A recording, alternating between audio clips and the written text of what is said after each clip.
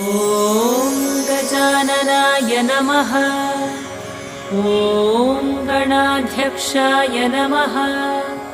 ॐ विघ्नराजाय नमः। ॐ विनायकाय नमः। ॐ द्वैमातुराय नमः। ॐ सुमुखाय नमः। ॐ प्रमुखाय नमः।